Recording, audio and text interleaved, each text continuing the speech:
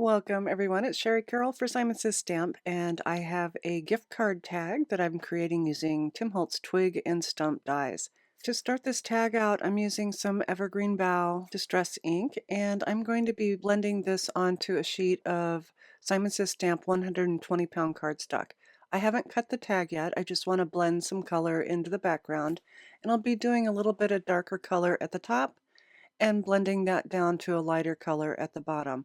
The die I'll be using is from the framed dies from Tim Holtz, and I'll be using the larger size.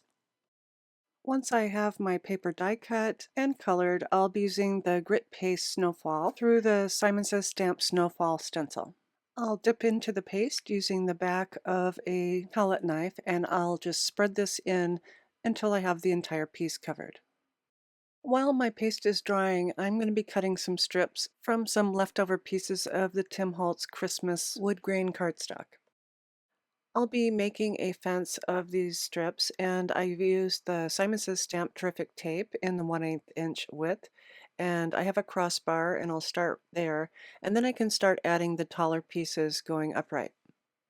Once I have all my strips in place, I'll measure it up to another tag, and I'll add a second crossbar to hold these in place. I've trimmed the top of my fence, and now I'll be using the Twig and Stump die set to create the elements of my tag. So to start off, I've cut the Christmas tree from some green cardstock, and I'll be adding this to the tag first. And I'm using the thinner foam squares from Simon Says Stamp. These have a lower profile of 0.8 inches, so this will sit a little bit closer to the tag than our thicker foam squares. With my tree in place, I'm starting to add some foam tape to the back of Twig and Stump, and I'm using the Simon Says Stamp white foam tape. And this has a taller profile.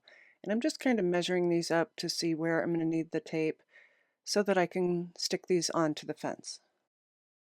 I should mention that Twig and Stump come with a base die so that you can add different fronts to them. So right now I'm just removing the backing of that adhesive, and I'll stick these right down in place onto that little fence. With those bases in front, now I can hide the extra adhesive onto the back, and I can hide it right behind the bodies of Twig and Stump.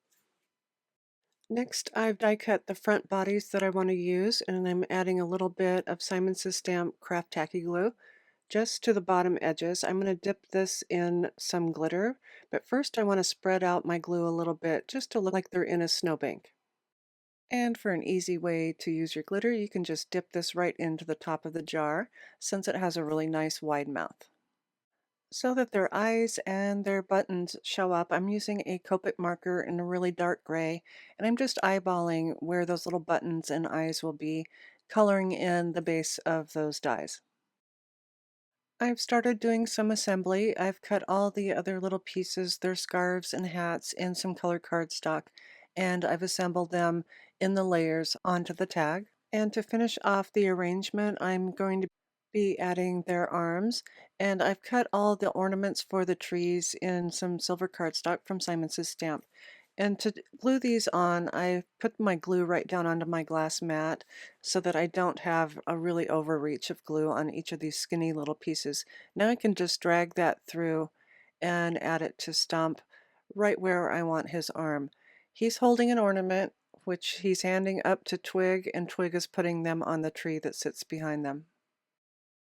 And next I'm adding a Merry Christmas sentiment strip from Simon Says Stamp across the front, just under Stump's arms.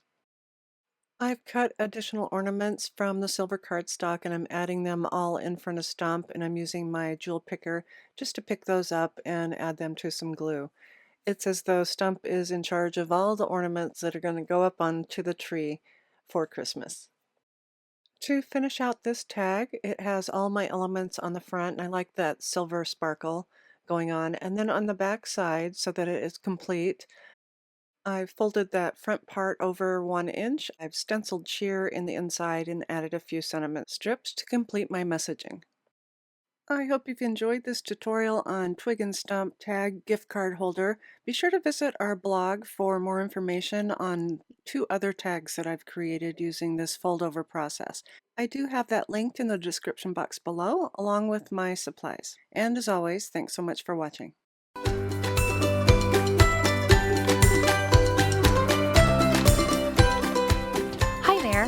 Heidi, Simon's mama and founder at simonsaysstamp.com. Thank you so much for watching our video. If you like what you just saw, be sure to press the thumbs up and subscribe to see more great content.